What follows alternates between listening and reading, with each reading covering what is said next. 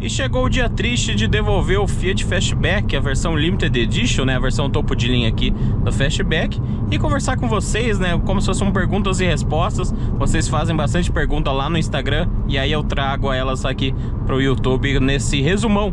Esse é um vídeo de resumão, então se você quer saber informações do carro, né, de todo o nosso teste, e não assistir os vídeos individuais, esse vídeo aqui é pra você. Bora começar falando de isolamento acústico, né? Já que começamos, como que é o isolamento acústico desse carro? Eu vou te falar que ele é na média, tá, da categoria. Eu esperava mais. O Fastback tem um problema que ele te engana, então ele faz parecer que é um carro muito melhor do que de fato ele é. No fim, ele é um Fiat Pulse, né? É um Fiat Pulse com porta-malas, ou um Fiat Cronos SUV, como você preferir identificar ele. Então, nesse sentido, é um carro muito bom, não tem do que reclamar, tá? É um carro que atende bem, tem suas vantagens, tem suas desvantagens, que é o que a gente vai conversar nesse vídeo, mas ele continua sendo um SUV compacto, né? Vamos falar dessa maneira, um crossover compacto. Então, como vocês viram a moto, dá pra perceber que você ouve muito ruído. Obviamente a moto ali tá com ruído extremamente alto, mas você percebe que o carro não consegue segurar, filtrar tanto os ruídos externos para a parte interna aqui da cabine. Então, não que seja um carro barulhento, mas ele tá ali na média. Ele realmente não entrega aquele a mais de você entrar num carro, fechar as portas e se sentir mais isolado do mundo, só ouvir aqueles barulhos maiores. Aqui não, aqui a gente tá... Até o vidro dianteiro, que normalmente segura melhor, desse carro aqui não se mostrou assim nada além do que é a média da categoria mesmo, tá? Então é simplesmente ok, mas poderia ser melhor. Na minha opinião, esse carro poderia, pelo menos o Fastback, né, poderia ter feito uma filtragem melhor. Eu até entendo o Pulse, né? O Pulse ele fica ali num meio caminho perdido, mas o Fastback, pra mim, deveria ter sido mais caprichado nesse sentido. Em questão de consumo, pessoal, eu tô fazendo o consumo aqui, ó, de quase 700 km, 692 para ser mais exato. E ele tá fazendo 9.8, tá? Isso aqui foi metade do teste, não foi o teste completo, né? Todo o teste que eu fiz. Mas isso daqui inclui rodovia, cidade. Lembrando que é com etanol, tá? Que eu tô fazendo esse teste aqui com etanol, que esse é o tanque que eu usarei com etanol. Com gasolina ele fez... Eu acho que esse carro casa melhor com gasolina, tá? A sensação de que eu acho que ele conversa melhor com gasolina. Essa média aqui que eu fiz com etanol tá dando 9.8. Assim, circuito 100% misto, tanto é que tem ali, ó, 27 km por hora de média. Isso incluindo o carro parado, o carro, né, em várias situações aí, que mostra que realmente seria um consumo geralzão, quase que um consumo realista aí pra vocês verem. Então, não é ruim, mas também não é muito bom. Agora, aproveitar que a gente tá aqui na rodovia pra conversar sobre desempenho, né? Vamos mostrar aí, só esperar passar o radarzinho que tem ali na frente.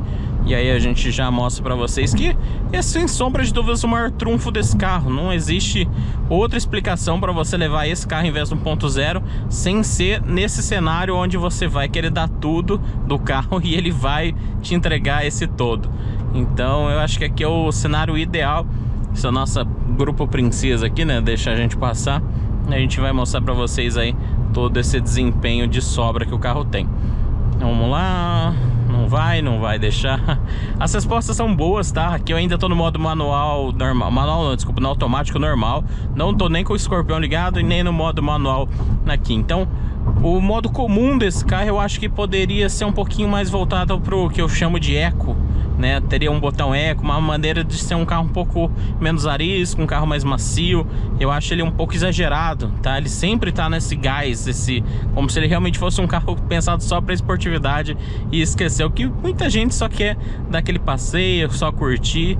Então eu acho que faltou um modo de condução desse carro mais suave, tá? Ó, ligamos nosso escorpião, uma subidinha aqui. Olha como o ganho de velocidade dele é muito rápido. O carro realmente entrega uma resposta e você vê que ele não para, né? Não cansa, ó. Ele vai subindo, ele vai aumentando. Só passou o HB20 aqui, ele deixou a gente passar. Então você vê que ele não para, né? Não é um carro que chega num patamar ali, ele cansa.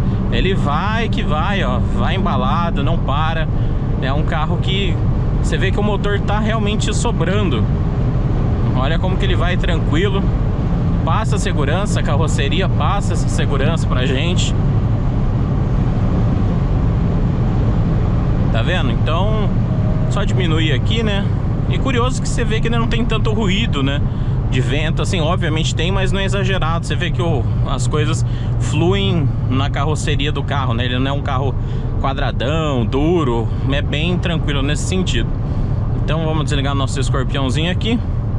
Vamos zerar nosso Trip B. Vamos lá, zeramos. Que a ideia agora é conversar com vocês no vídeo sobre consumo, né? A gente vai a 120 por hora, travadinho aqui, modo normal, e vamos conversar. É um carro que eu recomendo para as pessoas, sim, tá? É um carro que, principalmente pelo porta-malas, eu acho que esse é o ponto-chave desse carro, é entregar um porta-malas mais do que excelente, e isso daí vai tornar ele mais versátil que muito SUV compacto que a gente tem no mercado. Então, a partir do momento que você tem um carro desse, você realmente consegue atender sua família.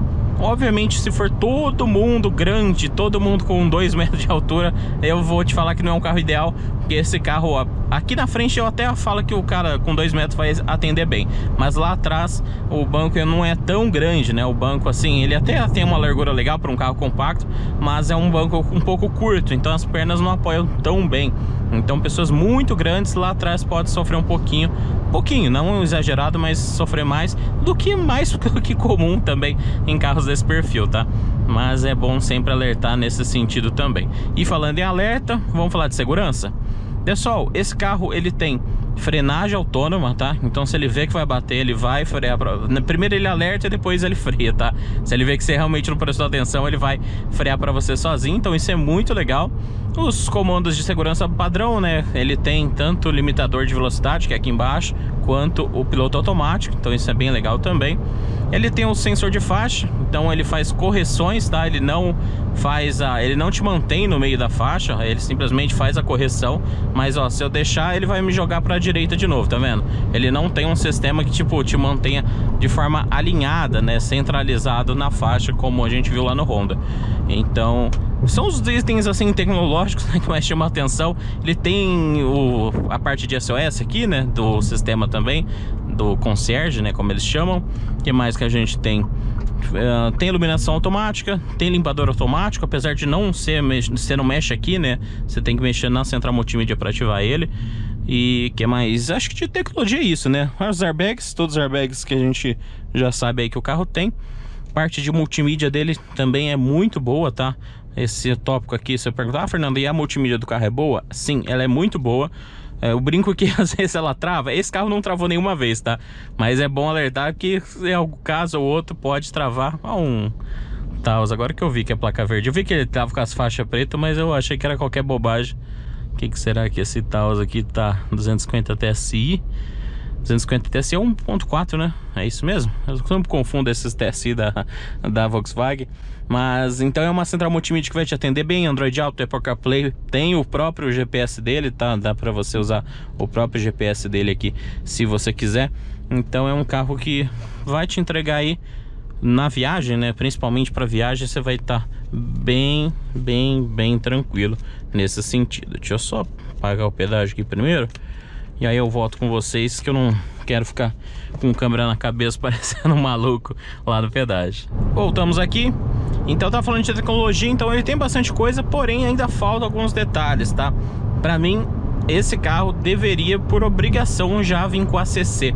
Eu acho que é um item mais do que difundido, já não é nenhuma novidade. A gente tá falando de um carro topo de linha aqui, que não entrega o que mantém a distância do carro da frente, o piloto automático diminuir, né, a partir do momento que ele vê o carro da frente. Essas coisas para quem viaja é muito bom, muito prático, fora a segurança, né, fora a tranquilidade. Então, um carro que te mantém na faixa e freia para você não bater no carro da frente, para mim é mais do que fundamental, principalmente num carro que a gente tá falando aí de mais de 160 mil. Então eu acho que a mancada da Fiat ainda nesse carro é isso, tá? Ela já anunciou que vai ter teto, tá? Teto solar vai ter, esse carro aqui vem com teto preto, mas esse carro vai ter teto solar, tá? Não sei se é panorâmico ou se vai ser aqueles de abertura esquisitão, né? Que a Fiat sempre coloca nos carros dela. É divertido, mas ao mesmo tempo é esquisito. Então eu não sei qual tipo de teto que ela vai colocar, mas é um item que eu sei que o pessoal tá reclamando que não tem e vai vir. Mas essa parte de ACC eu realmente acho que a Fiat já passou da hora de também pensar em colocar nesse carro também. E é realmente um item muito legal, muito diferenciado. Outro item que faz falta é o nosso ponto cego. Esse carro não tem sensor de ponto cego, não tem câmera lateral. Então, né, o da Honda eu reclamo que só tem de um lado, mas pelo menos tem de um lado. Esse carro não tem nenhum dos dois lados e também não tem sensor de ponto cego. Também itens de tecnologia aí que a gente sente falta. Claro que algumas coisas a FCA, né, não é mais FCA, mas eu falo que é FCA porque eu acho que eles trabalham melhor ainda a Fiat Jeep nesse sentido de não ter concorrência. Ele não se importa muito ainda com o que veio lá do grupo da PSA. Então algumas coisas são feitas pro nosso Renegade fazer sentido também na gama, né? Então a gente tem Pulse, Fastback e Renegade ali meio que brigando, próximo um do outro. E aí algumas diferencinhas eles forçam pra exatamente ter essa justificativa pra você pensar num carro ou no outro. Mas ainda assim eu acho que pelo sucesso que o Fastback tá fazendo, tá mais do que na hora. Porque ó, 120, o carro lá da frente tá devagar, né, aliás. E deixa eu ver se o Taos aí tem alguma coisa diferente. Não parece ser nada diferente não, deve ser um desses Taos antigos aí de teste que ainda tá rodando. E então é uma coisa que faz falta, claro que todo carro, né, as pessoas antigamente viajavam de Fusca. Então toda a tecnologia vai ter aquela pessoa que fala: ah, eu não preciso disso, eu não preciso daquilo. Outra coisa, o negócio de descer, né, como que chama? Esqueci o nome que eles usam bonitinho, mas é o freio automático de descida, vamos usar desse jeito. Esse carro também não tem, lá na HRV tem, no Jeep temos. Então são coisas que, tecnologias que daria já para ter nesse carro. Outra coisa, né, a velocidade. Se você programa a velocidade aqui no piloto automático, numa descida ele não se mantém, ele não freia. Ele tenta às vezes segurar no freio motor, mas o freio motor desses carros não segura. Então são várias coisinhas que depois que você acostuma, né, a gente tá vindo da avaliação da HRV, para quem não acompanha o canal, eu vim de uma avaliação de HRV XL, ou seja, uma versão intermediária para baixo, porque a gente tem a Advanced, né, e ainda temos a Touring. Então são duas versões acima dela e mesmo assim já vem com todo esse kit. Então você dirige o carro, claro que tá na mesma faixa de preço desse carro aqui, mas só para vocês entenderem que por esse preço vocês já conseguem embarcar num carro quase que autônomo, né? Claro que não é, ele vai reclamar se você tirar a mão do volante, assim como esse carro faz, mas são coisas que, se você acostumar com a HRV, vai ser difícil.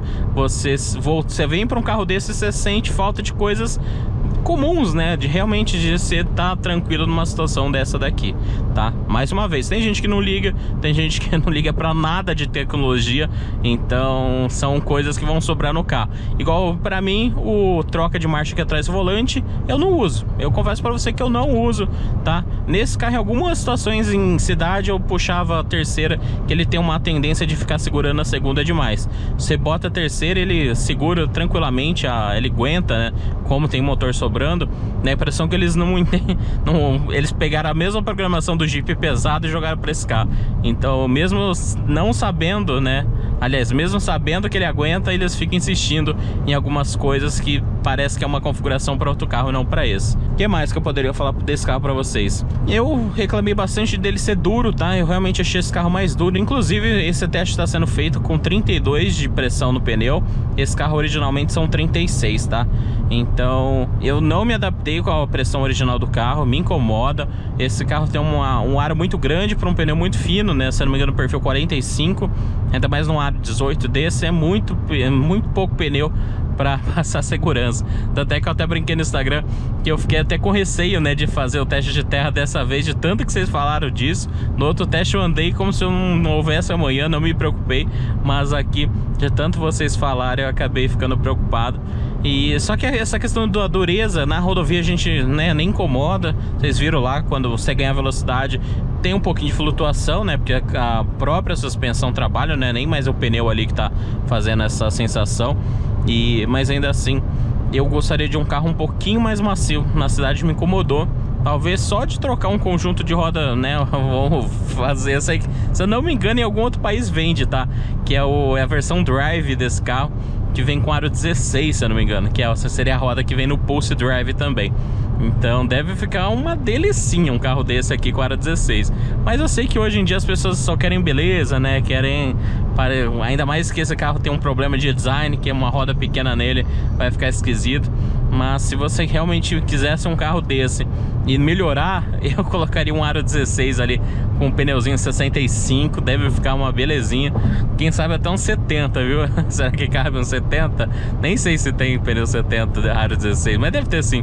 Mas ficaria bem melhor. O que muda desse carro é que ele não tem um pneu largo, né? A caixa de roda dele não tem tanta largura. Então ele acaba limitando, se eu não me engano, no 205.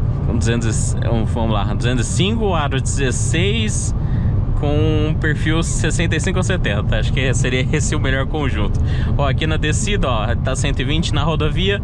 Ele tá segurando de sexta. Aqui não tá tão descida, então ele tá, acho que o cut-off dele tá dando certinho no 120. Mas em descidas mais inclinadas ele começa a ganhar velocidade. E aí você viu ali um radarzinho, aí você tem que ir lá, você de novo frear e tal. E mais uma vez, são coisas que muita gente não liga. Eu pessoalmente gosto demais dessas mordomias, principalmente em viagem. Quem viaja bastante, né? Hoje eu não viajo mais tanto, mas eu que viajei bastante, eu sei o tanto, ó. Já ganhou 121 por hora, pra vocês verem, né? Que isso que aqui é quase plano, né? Uma descida mais bem levinha. Então é basicamente isso, pessoal. Eu vou dar uma pausa aqui no vídeo, ver se eu lembro de mais a coisa. Senão eu volto aí e encerro com vocês. Lembrei de mais uma pergunta. Fernando, vale a pena pagar a diferença do 1.0 para 1.3? Eu acho a diferença salgada, né? Dá em torno de uns 10 mil reais. Então você tá pagando uns 10 mil reais só por ter um motor diferente, porque o resto é tudo igual, né? Interior, porta-mala, roda, né? Muda a pintura, mas a mesma roda, mesmo conjunto de pneu, mesma central, tudo, né? Eu realmente acho que não tem nada de diferente fora o motor. Então você vai estar investindo muito mais para levar esse motor para casa.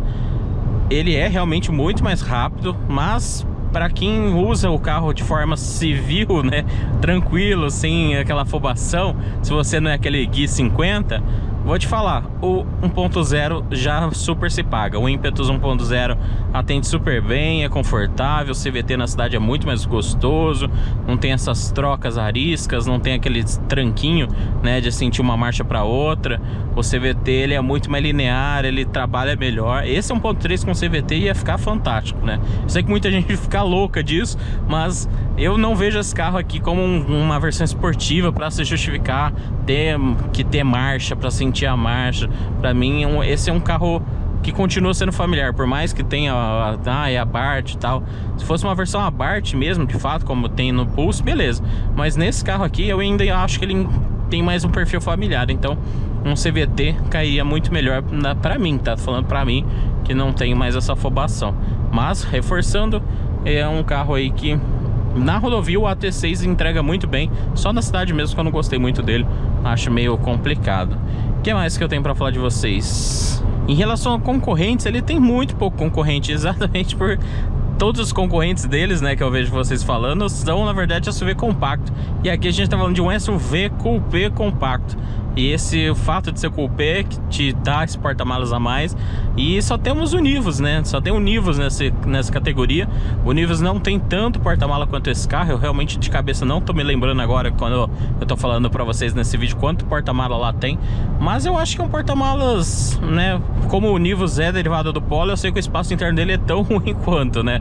E eu ainda acho que esse carro aqui consegue aproveitar melhor o espaço interno do que lá.